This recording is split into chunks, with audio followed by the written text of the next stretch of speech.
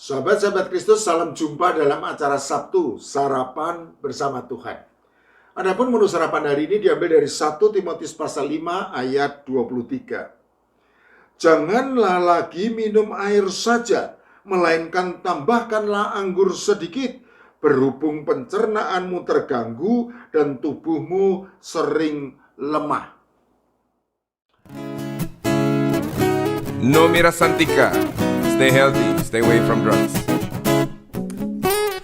Dulu aku suka padamu, dulu aku memang suka. Dulu aku gila padamu, dulu aku memang gila. Sebelum aku tahu kau dapat merusakkan jiwaku. Sebelum aku tahu kau dapat menghancurkan hidupku. Sekarang ku tak mau. Sekarang ku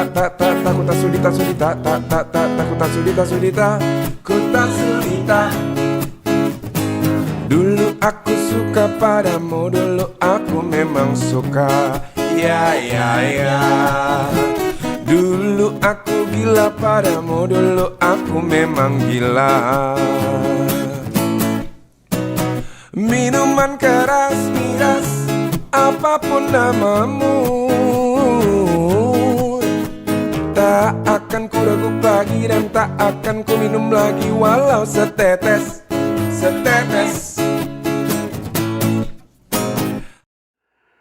Di tengah situasi penyalahgunaan minuman keras merupakan masalah sosial yang sangat serius bagi masyarakat pada saat ini, maka nasihat Paulus kepada Timotius, anak rohani terkasih yang merupakan gembala jemaat di kota Efesus, untuk menambahkan anggur sedikit pada air minum, menimbulkan tanda tanya besar.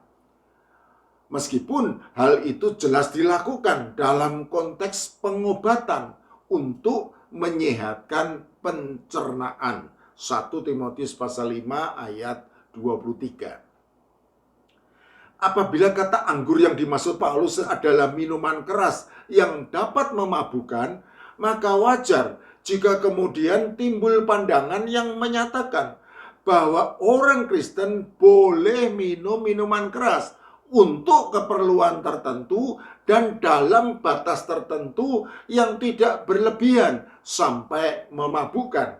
Karena yang dilarang Paulus sejatinya adalah kemabukan oleh anggur. Efesus pasal 5 ayat 18. Tetapi benarkah demikian? Menu sarapan hari ini akan membawa kita kepada pembahasan mengenai hal kontroversial tersebut yang masih menimbulkan perdebatan di kalangan umat Kristen bahkan sampai saat ini. Pertama, perlu diketahui bahwa kata anggur yang dipakai oleh Paulus merupakan terjemahan dari kata Yunani oinos yang dipakai oleh para penulis Perjanjian Baru sebanyak 34 kali. Kata Yunani oinos ini bisa berarti anggur yang difermentasi menjadi minuman keras yang dapat memabukkan, atau anggur yang tidak difermentasi. Jadi, penerjemahan kata Yunani oinos ini sangat ditentukan oleh konteks kalimatnya dan kemungkinan moralnya.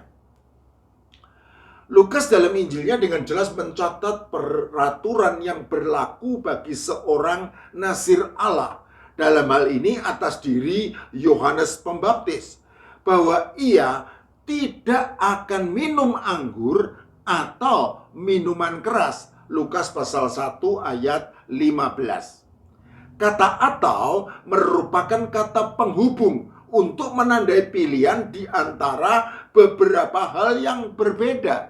Karena itu minuman anggur bahasa Yunaninya oinos jelas berbeda dengan minuman keras bahasa Yunaninya sikera. Jadi kata Yunani oinos tidak selalu mengacu kepada anggur yang difermentasi sebagai minuman keras yang dapat memabukkan, karena terkadang bisa juga mengacu kepada sari anggur murni yang tidak difermentasi. Beberapa penulis kuno menyatakan bahwa anggur yang baik adalah anggur termanis yang dapat diminum dalam jumlah besar tanpa memabukkan karena kadar gulanya tidak dihancurkan oleh proses fermentasi. Penulis Romawi bernama Plinius mengakui hal ini dengan menyatakan bahwa anggur yang baik dan lazim disebut sapa merupakan sari anggur murni yang dididihkan hingga tinggal sepertiga dari bobot semula untuk meningkatkan kadar manisnya. Ia juga menyatakan bahwa anggur yang berkhasiat adalah anggur yang setelah disaring kemudian kehilangan kadar potensinya untuk memabukkan sehingga tidak lagi membahayakan. Menurut karya tulis Yunani kuno di bidang pengobatan, minum air hangat bercampur anggur manis yang disebut protropos, yaitu sari buah anggur sebelum diperas, sangat baik untuk pencernaan. Selain itu, penelitian modern juga mengungkapkan fakta bahwa anggur merah mengandung polifenol yang meningkatkan bakteri baik di perut, yang pada gilirannya turut membantu pencernaan.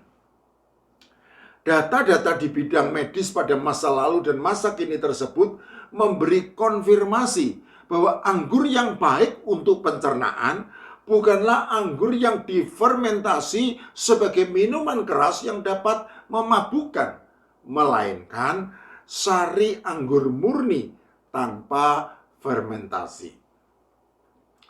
Selanjutnya, menimbang bahwa pada pasal sebelumnya Paulus tegas menyebutkan bahwa syarat penilik jemaat haruslah seorang yang tak bercacat, dan salah satunya bukan merupakan peminum. 1 Timotius pasal 3 ayat 2. Demikian juga syarat diaken haruslah seorang yang terhormat, dan salah satunya jangan merupakan penggemar anggur. 1 Timotius pasal 3 ayat 8. Maka mustahil Paulus menyarankan Timotius untuk menambahkan sedikit minuman keras ke dalam air minum, meskipun hal itu jelas dilakukan demi alasan pengobatan untuk kesehatan pencernaan Timotius. 1 Timotius pasal 5 ayat 23.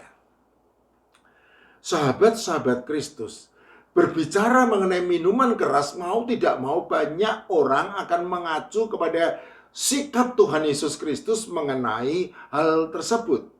Secara khusus banyak orang akan mengaitkan dengan peristiwa mujizat air menjadi anggur dalam perjamuan kawin di Kana yang dilakukan oleh Tuhan Yesus Kristus sebagai yang pertama dari tanda-tandanya. Yohanes pasal 2 ayat 11.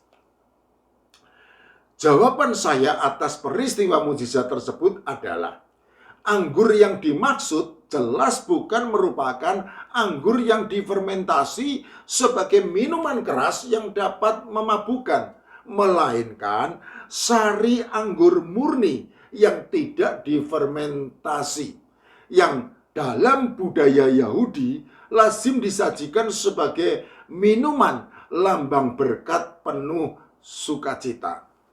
Adapun baik tidaknya kualitas minuman anggur tergantung dari sedikit banyaknya air yang dicampurkan.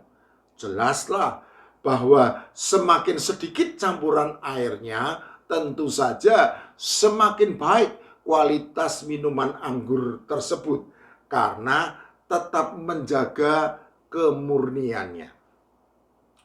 Jadi, anggur hasil mujizat yang dilakukan Tuhan Yesus Kristus dalam peristiwa perjamuan kawin di Kana yang dipuji sebagai anggur yang baik oleh pemimpin pesta bukanlah karena kadar alkoholnya yang sangat tinggi sehingga sangat memabukkan, melainkan karena rasa manisnya yang menunjukkan betapa tinggi kualitas kemurniannya dengan sedikit campuran air.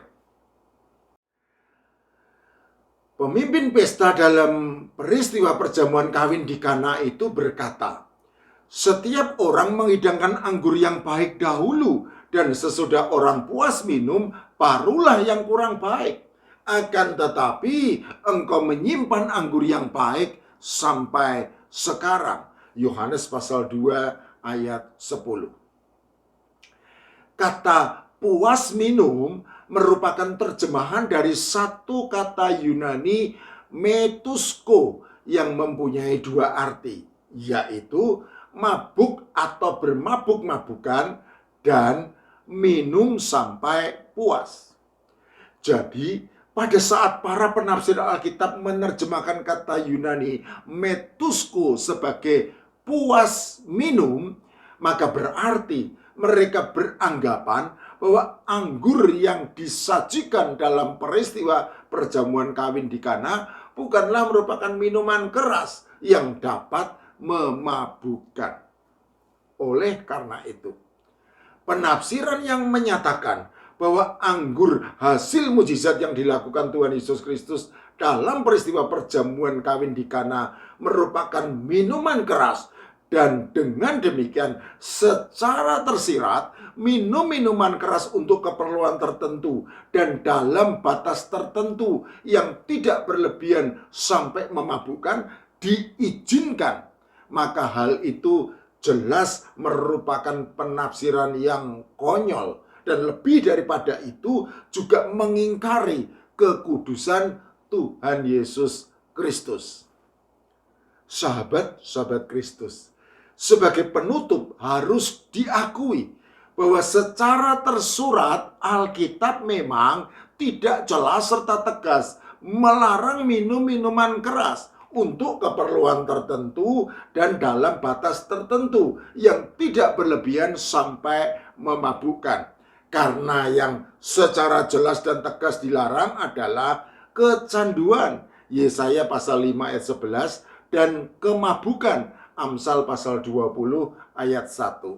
Tetapi menimbang bahwa efek minuman keras yang mudah mengaburkan batasan mabuk dan tidak mabuk, maka lebih baik orang Kristen berpantang minum minuman keras. Penulis Amsal bijak menasehati, "Jangan melihat kepada anggur kalau merah menarik warnanya dan mengilau dalam cawan, yang mengalir masuk dengan nikmat, tetapi kemudian memagut seperti ular dan menyemburkan bisa seperti beludak." Amsal pasal 23 ayat 31 dan 32.